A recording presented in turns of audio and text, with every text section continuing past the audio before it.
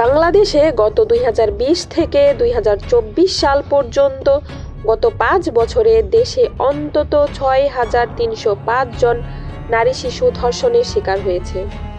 এর মধ্যে 3,471 জন 18 বছরের কম বয়সী শিশু রয়েছে।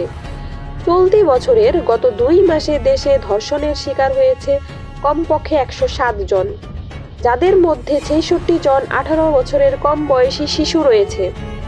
এ সময় 224 জন নারী ও কন্যা শিশু নির্যাতনের শিকার হয়েছে। কিন্তু এই সব ধর্ষণ ও হত্যার ঘটনাগুলোর কি সঠিক বিচার হয়েছে? আলোচিত তনু হত্যা, নুসরাত হত্যা সহ অনেকবার সাধারণ জনগণের বিক্ষোভের পরেও তেমন কোনো বিচার বাস্তবায়ন হতে দেখা যায়নি। আইনি ব্যবস্থা নিয়েও উঠেছে প্রশ্ন উঠেছে দেশে ধর্ষকদের শাস্তির বিধান কি? এর বাইরে বিশ্বের অন্যান্য দেশের ধর্ষণের মতো অপরাধের শাস্তির বিধানগুলোও আলোচনায় এসেছে। কেউ আইন সংশোধনের কথাও বলছেন। আসুন জেনে নেই বাংলাদেশের আইনে ধর্ষণের শাস্তির বিধান। বাংলাদেশে ধর্ষণের শাস্তি বিভিন্ন আইনের মাধ্যমে নির্ধারিত। বর্তমানে ধর্ষণের সর্বোচ্চ শাস্তি মৃত্যুদণ্ড থেকে যাবজ্জীবন কারাদণ্ড। 2020 সালে বাংলাদেশ সরকার ধর্ষণের শাস্তি কঠোর করে নারী ও শিশু নির্যাতন দমন আইন সংশোধন করেছে, কিন্তু তার বাস্তবায়ন যথাযথ রূপে দেখা যায়নি এখন পর্যন্ত। বহির্বিশ্বের কঠোর শাস্তির ন্যায় বাংলাদেশেও এমন শাস্তির দাবি করেছেন অনেকেই। যেমন চীনে ধর্ষণের শাস্তি অত্যন্ত কঠোর।